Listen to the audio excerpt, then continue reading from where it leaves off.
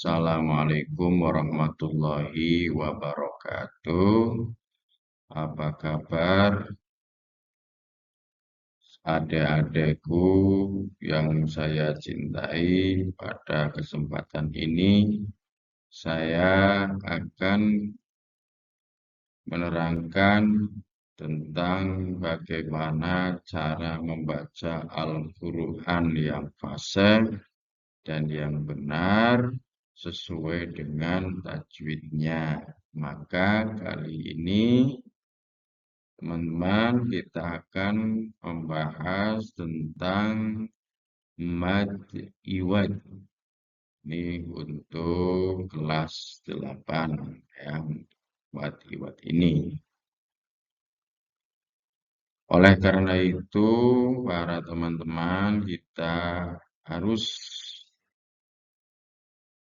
mempelajarinya dengan benar dan dengan fasih. Sebelum belajar, mari kita membaca doa belajar agar kita diberikan kemudahan, kelancaran dalam memahaminya.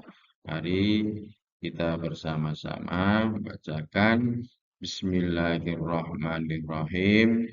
Nawaitu ta'alluma wa ta'lima wa tadzakkura wa tadzkira wan naf'a wal intifa'a wal ifadata wal istifadata wal hassa ala tamassuki bi kitabillahi wa sunnati rusulihi wad du'a ilal huda wad dilalata alal khairi ibtigha'a wajhillahi wa mardatihi wa qurbihi wa sawabihi.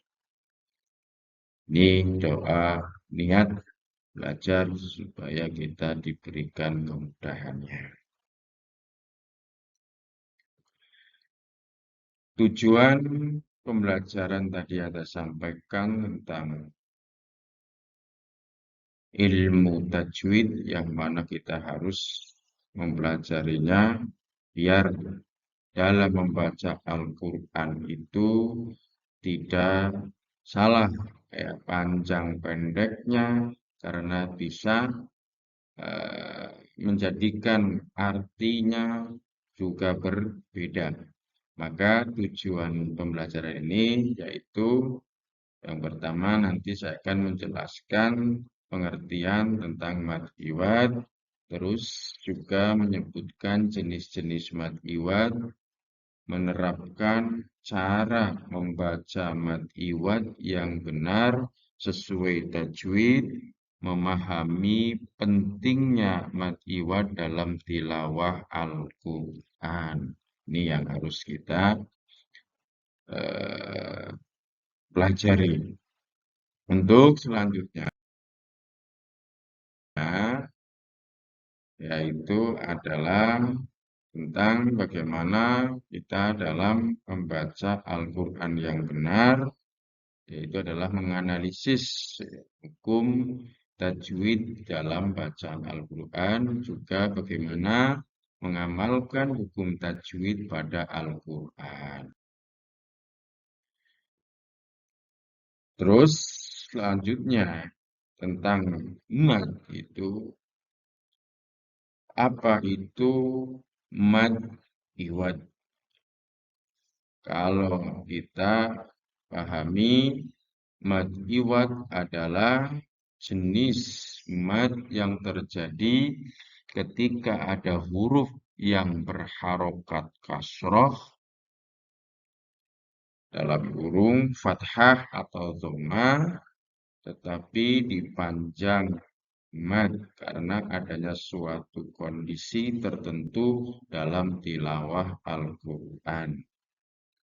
Contoh mad iwad muncul ketika terdapat huruf alif atau ya dalam bacaan.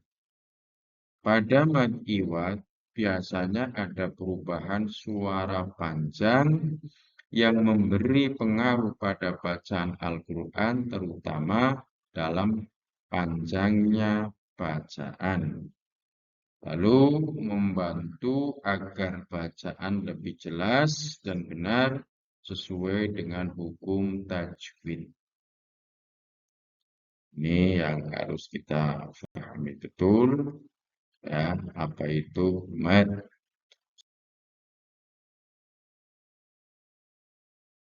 Secara bahasa, jadi mad itu berasal dari kata madda yamuddu madda, itu artinya panjang. Sedangkan iwad artinya menggantikan. Di sini saya akan membacakan beberapa macam-macam mad iwad. Yang pertama adalah mad iwad alif atau mad iwad alif ini terjadi pada huruf alif setelah huruf yang berharokat kasroh atau fathah, itu yang pertama. Yang kedua, mad iwad ya terjadi pada huruf ya setelah huruf yang berharokat kasroh. Ini yang kedua, yaitu adalah huruf ya setelah huruf yang berharokat kasroh. Dan yang ketiga, mad iwad wawuh, yang mana terjadi pada huruf wawu itu setelah huruf yang berharokat dhammah. Ini macam-macam mad iwad, ada 3. Yang pertama mad iwad alif, yang kedua mad iwad ya, dan yang ketiga mad iwad wawuh. Untuk lebih jelasnya, contoh-contoh daripada beberapa mad iwad.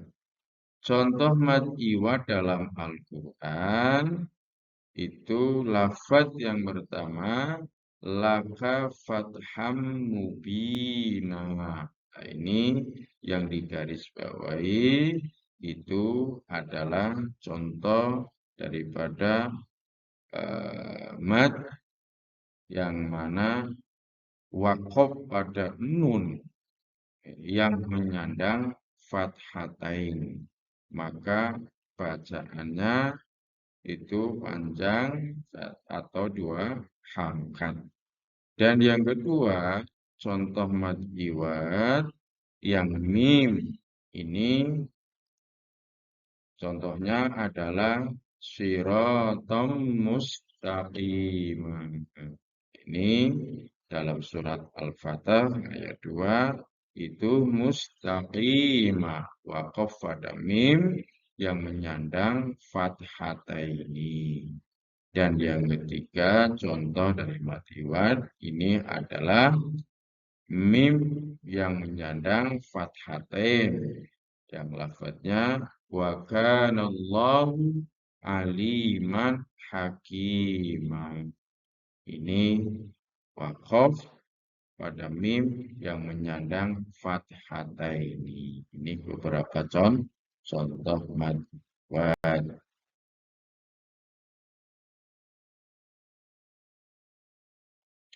Selanjutnya, hukum mad iwad itu mad iwad dibaca dengan panjang 1 alif atau 2 harokat. Ya, 1 alif dan 2 harokat seperti tadi. Ya, hakimah itu ada 2 harokat atau 1 alif. Dan yang kedua, hukum mad iwad itu berlaku ketika ada tanda-tanda tertentu dalam ayat Al-Quran. Seperti huruf alif atau ya setelah huruf yang berharokat. Ini hukum mad iwad. Selanjutnya, langkah-langkah membaca mad iwad. Yang pertama, mengenali huruf yang menggunakan mad iwad. Jadi, untuk langkah membaca mad iwad yang pertama adalah mengenali huruf yang menggunakan mad iwad.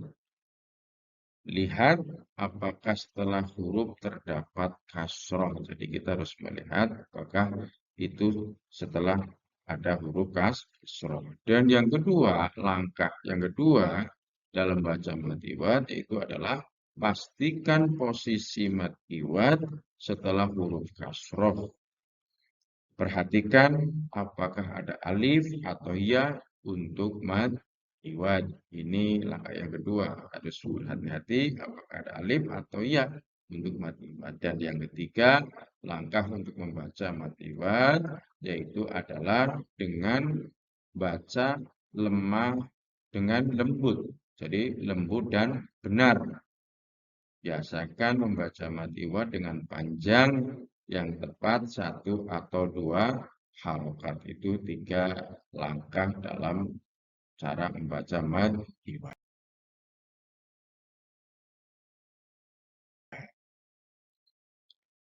Dan yang terakhir adalah kesimpulan tentang bagaimana cara mad iwad para teman-teman yang tadi saya terangkan nanti dipraktekkan di rumah